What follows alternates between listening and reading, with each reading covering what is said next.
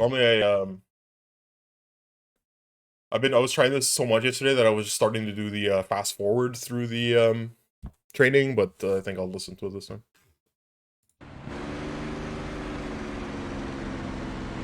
Welcome to the landing lesson. Today we will practice. I'm gonna lower the volume because I can't hear him. This... Find a visual approach pattern followed by the engine shutdown procedure. If you're having trouble hearing my instruction over the engine noise, turn down the world and in-cockpit sound sliders in the options menu. Take a moment to stabilize the aircraft in level flight. Set the throttle to about 30 inches of manifold pressure to keep the speed around 250 miles per hour. Follow the coastline as we fly northbound. Press the spacebar key when you are ready to begin. Spacebar. The Mustang is not equipped with any modern precision approach systems, such as ILS. This means landings are performed using a visual approach pattern. In this lesson, we'll use a standard military overhead pattern. An overhead pattern consists of the following basic elements. Entry into the pattern on the upwind leg, where the it's like a very fourth wall breaking. Parallel to the landing course. The crosswind leg, where the aircraft. Anyway, the landing procedure is going to be, you fly over the runway, you turn the bleed speed, you lower your gear, you turn again, you turn down your flaps, and then you land at 90. So it's like an oval over the runway. Where the aircraft is turned another 100. You're gonna see like an indicator. There's gonna be like an indicator that it's gonna show. There's gonna be like green windows that you're supposed to fly through. And when I was learning how to do this, I fucked up. I was constantly fucking up on the first like few gates, so the training mode would never continue. So I had no idea when to lower the gears, and I had no idea when to lower the flaps, and I didn't know what speed I was supposed to be going at until I reread this. Yeah. That game is sick. The lengths and altitudes of a pattern may vary. For this practice mission, we will assume a typical pattern of entry at 1,000 feet. I started playing a whole bunch of. I used to play these a lot when I was a kid. Flight simulators. I used to play. There was like an EA Games bundle that came with the Gravis gamepad. It was Wing Commander, Strike Commander, Syndicate Plus, and there was another game with Ultima 7, sorry. And I don't know why Ultima 7 came with that, because it didn't use the gamepad at all. But I used to play Strike Commander a lot. Strike Commander was a military simulator. The airspeeds flown where you flew Tomcat, so it's like the same one from Top Gun. The pattern speed is no greater than 200 miles per hour. The F-16, I think. F-16. And then you ended up flying like a whole bunch of other planes later in the mission, because you're allows you to bleed off any excess airspeed in the crosswind turn before settling. You're like the commander of a mercenary unit, and dropping the gear and you have to like buy planes and different pilots. And if a pilot died, it was actually pretty cool, because if one of your wingmen died, they were gone for the rest of the game. Like they didn't come back, right? If they didn't eject in time, they were gone for the rest of the game. So it was like, I think that might have been the first game that I played that had like actual permadeath in it. Elements of flying, especially in an airplane like the 51. But I used to play them a lot when I was a kid. And then when Star Wars Squadrons came out, I ended up buying. And it's easy to get into trouble by mishandling engine and aircraft controls. In particular, I ended up buying little time to react. a throttle and a joystick. Be careful to avoid large throttle movements and handle the controls carefully to maintain controlled and stable flight. Press the spacebar key to proceed. So I've been like going on a flight simulator kick again. RPM to 2,700. You should see the airfield ahead, a few miles east of the coast. You should also see a pattern of green gates arranged in the air to help guide you through the overhead pattern all the way down to the runway. The pattern entry gate is the large one, positioned 1,000 feet above the runway threshold. Take a heading for the entry gate, which will put you on the upwind leg over the runway, heading away from the coast.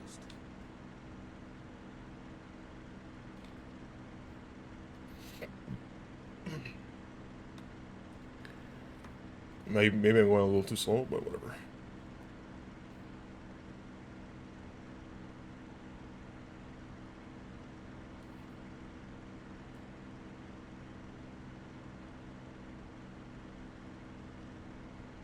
I don't have like the rudder pedal, so I have to do it on the throttle. The throttle, I have like a slider, a rocker switch on the back. It lets you control the rudder. The rudder, it's like the, you can see it's like moving back and forth.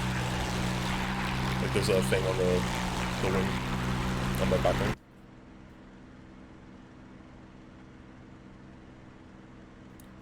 Just makes it turn. You don't really use it that often, but it's like it's used for adjusting the heading.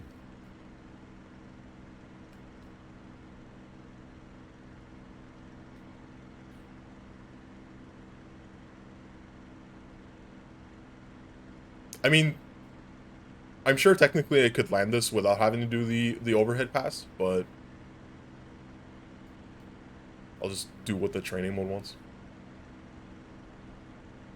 Like, this is how you really turn a plane. You bank the plane and then you wait for the wind to take care of it, right?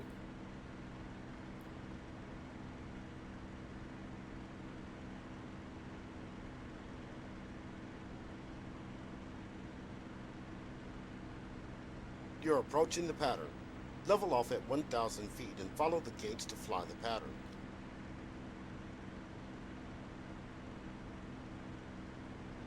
So I just have to make sure that I'm at 1,000. So like now I'm at 115. Yeah, I'm at 15.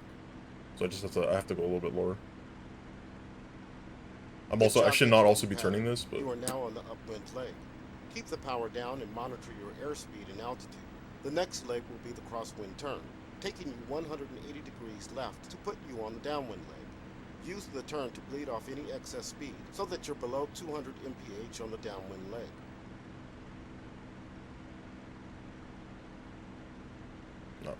I'm still going too fast.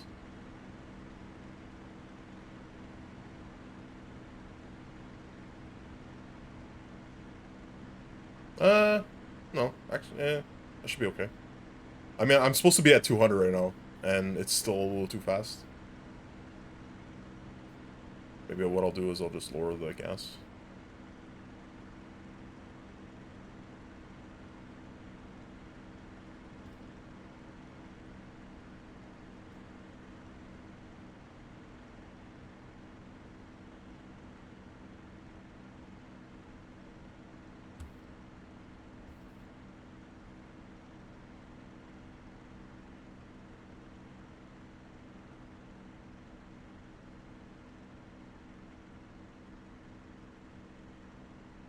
Okay, now it's going to tell me to lower the gear, the landing gear. Or not. Oh, you know what?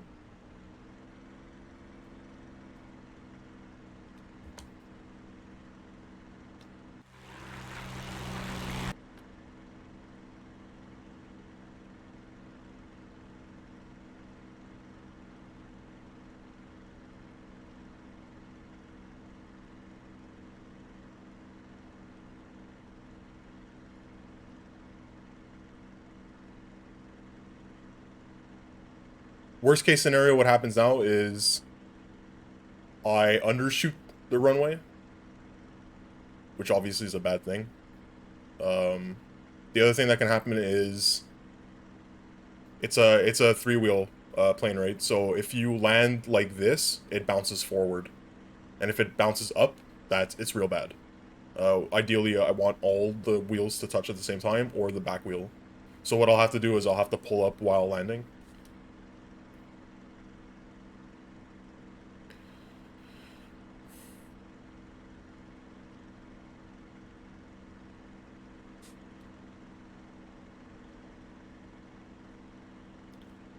So now I have to lower my engine speed, ideally to 120. And then at touchdown, it should be at 90.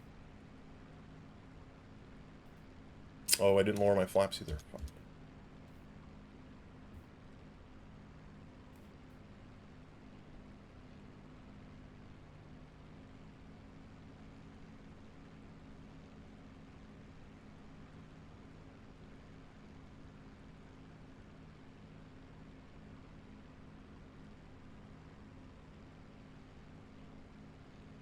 So like now I'm at the perfect speed for landing.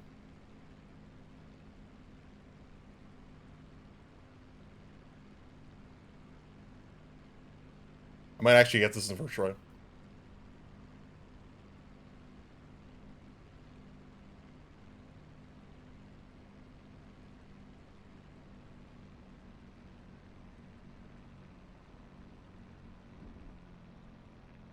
See, it bounced.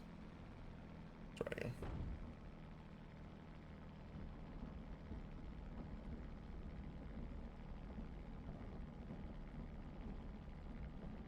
Use careful Z or X rudder commands to roll down the center of the runway. Do not use the wheel brakes unless you have to. Set throttle to idle power at 1000 RPM. You missed some of the pattern gates in your approach. Next time, fly the pattern more accurately. Continue to roll to the next available taxiway to the right. Press and hold left control plus C to open the canopy.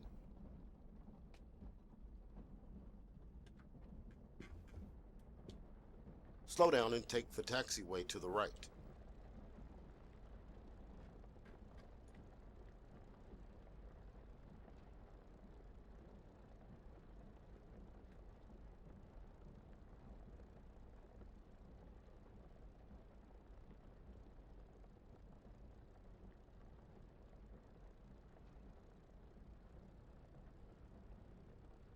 Turn left and park in one of the parking spaces.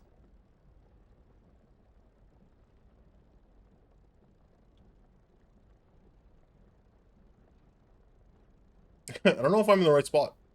Whatever. Oh.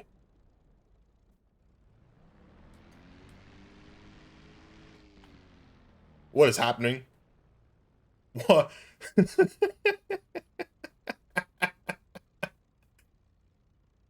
Nailed it.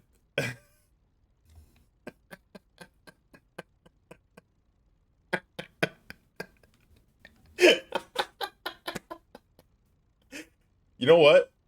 Both my wings are intact, my engine's not on fire, and my propeller is fine. So this is a win. I might have landed in the taxied into the grass, but I did it. Take landing, easy. How do I get out? I know there's a way to get out of here.